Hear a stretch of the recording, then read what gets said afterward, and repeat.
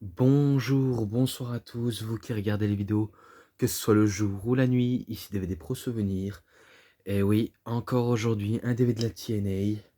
Ou si je veux, je peux même le dire à chaque vidéo, mais oui, ce sera que des DVD de TNA. Et qu'il y a des DVD, surtout 3 DVD, que je suis probablement en train de regarder. Donc, normalement, je vais pas non plus seulement m'amuser à que faire des reviews, même si c'est, on va dire, un sacrilège de faire des reviews, donc c'est pour ça que je suis là pour ça. Et sans trop tarder, je vous le montre tout de suite. Donc oui, encore un turning point, mais cette fois-ci 2011, 3 heures de catch non-stop par MCS Extreme Machine Sport. Le retour de Jeff Hardy. Oui, c'était le retour de Jeff Hardy sur les rings. Vu comment il sort de sa désintox et que un coup qu'il est revenu, on va dire, pas pour catcher, mais pour faire apparition, eh ben, les catcheurs de la TNA, ouais, les catcheurs de la TNA, ils voulaient pas, on va dire, sympathiser avec lui en disant qu'il avait rien à faire là, à cause ce qu'il a fait était, on va dire, pas professionnel du tout. Donc c'est pour ça, mais qu'ils l'ont quand même donné une chance, leur de dire on va te donner quand même le bénéfice du doute. Donc il va saisir quand même le bénéfice du doute, et je vais vous en citer les matchs, honnêtement. Donc tout d'abord, voilà la liste des matchs. Et il y a 3 matchs à impact. Donc tout d'abord, il y a Kurt Angle contre James Storm, donc pour le titre du monde poids lourd. Alors je vais vous dire, qualité technique en connaissant Kurt Angle, normalement il est toujours présent au rendez-vous au côté technique, mais là il nous sort pas des grosses qualités techniques, mais plutôt domination en donnant un coup de poing, coup de pied, petite prise. Et après, je me rappelle, après une distraction, eh ben, le Cowboy Gemstorm va lancer son super kick, donc The Last Call, et il remporte le match, et il remporte le titre tout justement. Donc il devient le nouveau champion du monde poids lourd de la TNA. Donc il célèbre avec le public en buvant des bières, et même avec la plupart des membres de Fortune, que ce soit Bobby Roode, AJ Styles, Kazarian. Et ouais, il y a que ça, il y a que ça. Donc une belle petite célébration. Et après, concernant James Storm, son règne sera de très courte durée, malheureusement. Mais que ça peut, on va dire, souligner que James Storm, au moins, pour une fois, il a été champion du monde poids lourd à cette époque. Et après, il affrontera son meilleur ami euh, une semaine après à Impact. Ouais. Donc, tout d'abord, je passe directement à ce match-là. Ce match-là, on va dire, c'était un match amical, vu comment c'est 2 amis qui s'affrontent et qui se prouvent, qu'ils sont meilleurs l'un ou l'autre. Donc c'est normal, il y a toujours de la compétition, dans l'amitié. Et je me rappelle que l'arbitre, un coup qui, on va dire, qui sera à l'extérieur, eh beh, il va se faire mal au genou en se tordant peut-être, le tendon d'Achille, bien sûr c'est simulé, on va dire ça comme ça. Et du coup, si je crois bien, heu, Bobby Roode, il voit, la bouteille de bière, sur un escalier en acier. Donc il se dit: «C'est peut-être pas bien, mais au moins pour tricher, il faut gagner. Enfin pour gagner, il faut tricher». Célèbre phrase d'Eddie Guerrero, forcément. Donc il profite pendant que l'arbitre, est mal au genou, soi-disant, et qu'il a pas résisté à la tentation, et du coup, il prend la bouteille, et que James Storm, on va dire, le fait traîner par les cheveux, et c'est là où il donne un coup de bouteille de bière dans la tête de James Storm, et il le couvre, et il devient le nouveau champion du monde poids lourd, Bobby Roode. Donc concernant le premier match, beh, 3,40, et ce match-là, pareil, un 3,40. Donc voilà, 2-3,40, ça c'est pas mal. Ensuite, cette fois-ci, le troisième match par équipe, cette fois-ci, avec Bully Ray et Jeff Jarrett contre Mr. Anderson et Jeff Hardy. Alors, ce qui va se passer... ce qui va se passer... C'est qu'ils, certes, ils font équipe, les 4 hommes, chacun de leur côté, et que, vu comment ils auront peut-être la possibilité de s'affronter à... aller à Turning Point, car je regarde directement la liste des matchs si c'est vrai ce que je raconte, mais là je ne vois pas... Ah bah si, là, Bully Ray. Ouais, donc chacun respectivement, et du coup, c'est juste, on va dire, pour hyper le match, pour vendre les billets pour Turning Point. Et oui, bien sûr, c'était Salian Varini et Greg 10, ou alors Gregory 10. Donc voilà.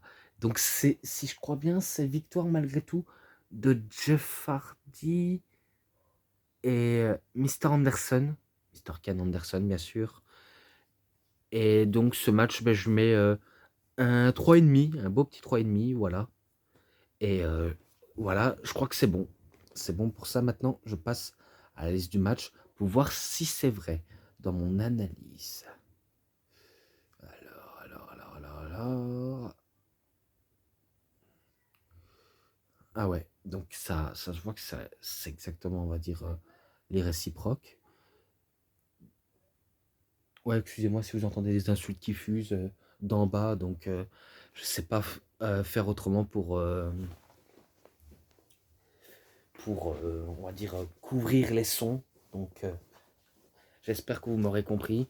Donc Robbie E contre Eric Young. Et c'était pour le titre de la télévision de la TNA. Et que Robbie Hill est accompagné par Robbie T. Bon, un petit match, on va dire, qu'on s'attend le moins, mais qui n'est pas si fou extraordinairement, mais qui peut être marrant à point de vue. Mais bon, c'est victoire de Robbie E. Et ce match-là, 3,10. Voilà. Je ne sais pas faire autrement.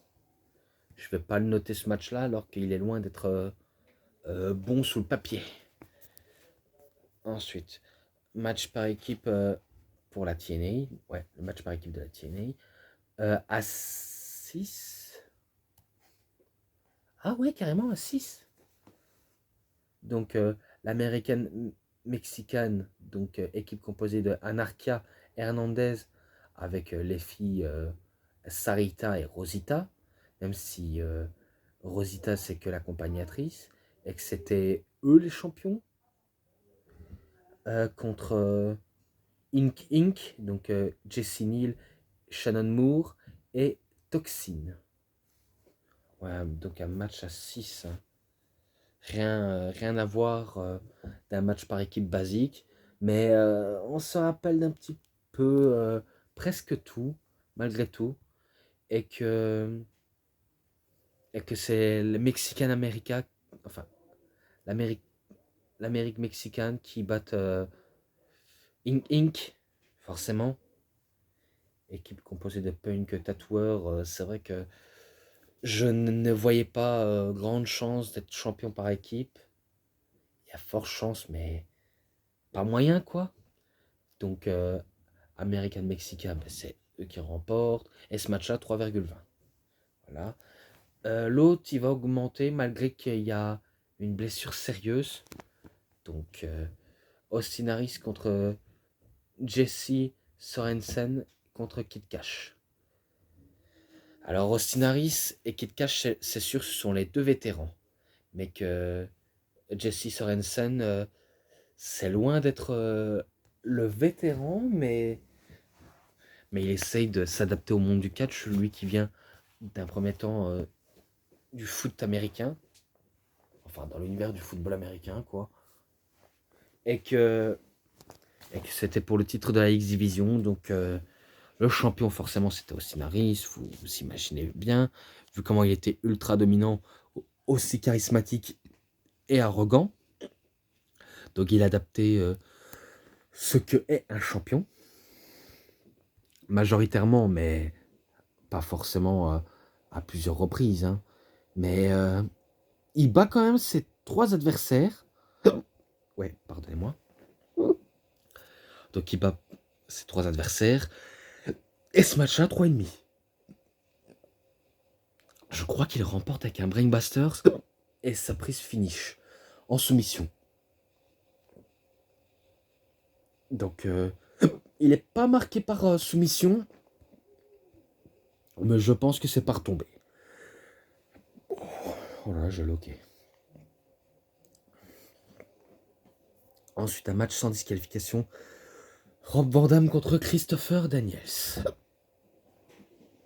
Un bon petit match sans disqualification, forcément. Entre 2 gros vétérans.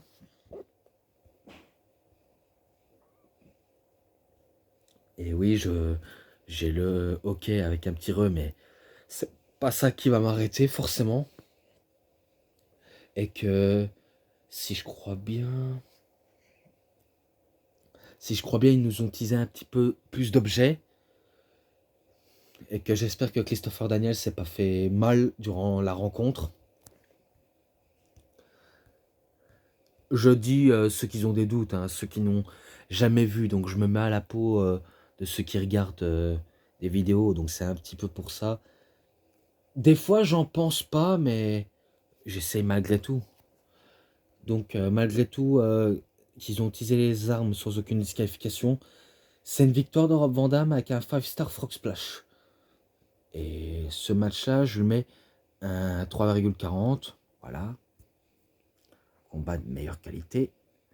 Ensuite, match 1 contre 1. Grimson contre Matt Morgan. En match simple, forcément 2 géants, 2 gros colosses. Grimson qui est, on va dire, un mec qui est baraqué, musclé. Et de l'autre côté, ben, l'ADN de la TNA, Matt Morgan qui ne cesse, on va dire, de monter en puissance, mais qu'on lui donne pas minimum sa chance. Donc c'est assez dommage pour le Blueprint. Et que est-ce qu'il peut battre Grimson? Ça c'est la question qu'on peut se poser, vu comment Grimson, depuis qu'il est arrivé, il est invaincu. Donc apparemment la TNA a voulu, on va dire, faire passer Grimson pour le nouveau Goldberg. Mais bon, cette série qu'avait Goldberg était irréprochable. Enfin, comparé à Grimson, je sais pas si c'est, on va dire, en mal, mais je crois que je veux dire, le règne de Grimson était irréprochable que Goldberg. Que Goldberg, il avait une série d'invincibilité, aussi impressionnant soit-il. Et du coup, ben, je crois que Matt Morgan a voulu se débarrasser définitivement de Grimson, mais que Grimson, ben, lui, voulait pas combattre, et que ça s'est soldé par un double disqualification. À mon avis, ils ont utilisé des objets pour se foutre sur la tronche, et du coup, ben, ils sont pas contents, et ben, on sonne la cloche. Voilà, on n'est pas content, on sonne la cloche. Donc il n'y a pas de vainqueur, que des perdants, quoi. Donc ce match-là, je mets un 3,20 pour une bonne cause. Voilà. Ensuite, le Monstre Abyss et Mr. Ken Anderson contre Immortel, donc Bully Ray et The Big Papa Pump, Scott Steiner. Ah là là. Immortel, c'est sûr, il régnait en maître sur la TNA. Vu comment c'était eux, on va dire, les seuls dirigeants qui sont un petit peu le cancer de la TNA, mais qu'il faut parfois vivre avec. Et bon, ça doit pas être facile pour eux. Et honnêtement, je crois que les prétendants que sont Mr. Anderson et Abyss, ils vont s'y faire, vu comment ils peuvent, on va dire, essayer de battre ces 2 bourrins des rings, que sont Bully et Steiner. Donc oui, forcément. Et que, si je crois bien, c'est une victoire de Mr. Anderson avec un might shake sur... je sais pas si c'est sur Bully Ray ou Scott Steiner, mais je crois qu'il fait son might shake et Et Abyss lui fait sa prise, viens dans mes bras et je t'écrase. Donc c'est victoire de Abyss et Mr. Anderson. Ce match-là, 3,40. Voilà. Après, plus que 3 et c'est terminé. Allez, où est-ce que j'en suis Gail Kim contre Velvet Sky pour le championnat des knockouts féminins. Et Gail Kim, elle est accompagnée par Karen Jarrett et Madison Rain, si je crois. Ouais, elle est accompagnée par 3 femmes différentes. Karen, la nouvelle femme de Jeff Jarrett. Je ne sais pas si elle est toujours avec, mais on ne sait jamais. Et Velvet Sky qui était la championne. Donc, vu comment, on va dire, Gail Kim elle commence à gagner du terrain, et que vu comment un coup qu'elle a goûté au titre, eh ben, elle peut plus s'en faire, tout en étant bien entourée surtout. Et si je crois bien, sa prise, c'est, on va dire, le pied dans la face. Vous voyez, on prend un bras, le pied sur la figure, on se laisse tomber et pression, on va dire, sur la tête. Et en gros, je crois qu'en français, on appelle ça bouffe ma tongue pour Gail Kim. Mais, mais en anglais, je sais plus comment ça s'appelle. Non, sérieusement, je sais vraiment pas comment ça s'appelle. Mais bon, c'est pas grave. Victoire de Gail Kim. Ce match-là, 3,20. Voilà. Après, ben, plus, plus que 2 et c'est terminé. Oui, je le dis plusieurs reprises. Jeff Hardy contre Jeff Jarrett. Ah là là. Je me rappelle que Salian-Varini, durant le DVD, il n'a pas arrêté de traiter d'alcoolique, de drogué, de tout ce qu'on veut sur Jeff Hardy, tout en disant du bien de Jeff Jarrett. Et du coup, ben, il fait son entrée, Jeff Hardy, et un coup qu'il rentre au ring, eh ben, il perd pas de temps. La cloche sonne, Twist of Fate, et il bat Jeff Jarrett en, en 5 secondes, je crois. Donc, le record du monde vient d'être battu. Mais bon, mais après, le match a été obligé de relancer, vu comment ce n'était que le début, que Jeff Jarrett n'était pas prêt. Donc il commence à se foutre sur la gueule, ils se battent, ils se battent, ils se battent. Et après, si je me rappelle bien... Alors, je me rappelle bien... C'est encore victoire de Jeff Hardy. Je crois qu'il remporte avec un Twist of Fate, puis un Sweat on Bomb. Ouais, à mon avis, il remporte grâce à un Sweat on Bomb, une première fois. Et après, ben, un coup qu'il a remporté, ben, je me rappelle qu'il se fait tabasser par euh, Jeff Jarrett suite à un coup de chaise, et qu'il le fait traîner, il le frappe, et qu'après, Jeff Jarrett dit c'est moi qui décide de comment ça se termine. Donc, Jeff Jarrett demande de relancer le combat, et c'est là où Jeff Jarrett il fait son stroke sur Jeff Hardy, et qu'il il fait le tomber, mais que Jeff Hardy se relève du stroke, et qui fait, on va dire, un crucifix, donc en faisant le tomber, et il bat Jeff Jarrett pour la 3e fois. Donc ça fait 3 fois qu'il bat Jeff Jarrett, et, euh, et voilà quoi. C'est pour faire plaisir aux fans de Jeff Hardy, et pour n'importe qui quoi. Donc belle victoire 3 fois de Jeff Hardy surtout. Et que ce match-là, ben, je mets 3,40. Voilà. Après, ben, le main event pour le championnat du monde poids lourd de la TNA. Bobby Roode contre le phénoménal AJ Styles. Vu comment j'avais déjà cité leur premier match, mais bon, au moins c'est mieux d'être cité vite fait, bien fait. Et que suite que Bobby Roode a trahi membre de Fortune, tout ça pour l'argent, tout ça pour le titre. Vu comment Bobby Roode, ben, il se fait lui-même appeler euh, qui fait partie de la génération des égoïstes. Ouais, donc c'était ça son seul slogan. Et il avait aussi comme seul slogan The Hit Factor. Donc il voulait justement avoir la hit parfait envers du public.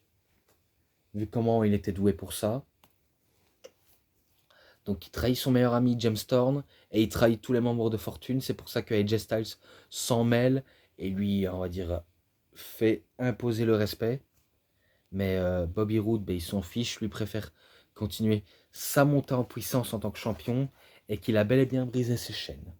Donc après une rude bataille, vraiment une rude bataille, je crois qu'il a voulu essayer de tricher. Une fois, ça s'est retourné contre lui, mais après, ça va marcher. Et du coup, ben, il va utiliser son... allez, un genre de... Vous voyez le Perfect Plex de Kurt Hennig? Et ben, vu comment il admirait Kurt Hennig, et ben, c'était ça son finish. Donc, il utilise The Perfect Suplex. Et du coup, ben, il remporte la victoire. Et il bat AJ Styles. Donc voilà, ce match-là, je mets un 3,50 pour la donne. Et, euh, et moi, j'en ai fini avec cette review. Donc voilà. Donc j'espère que vous avez bien aimé en tout cas. Bonus, match sainement ensemble.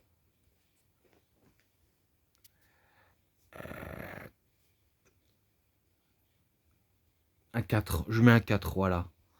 Donc en tout cas, comme j'ai dit, j'espère que vous avez bien aimé. Et si elle vous a plu, vous savez ce qu'il vous reste à faire. Likez la vidéo, commentez, partagez, abonnez-vous à ma chaîne, cliquez sur la petite cloche pour avoir plus de notifications des prochaines vidéos. Et moi, je vous dis bonne journée, bonne soirée à tous. Au revoir tout le monde pour une prochaine vidéo. A plus tous les fans de catch.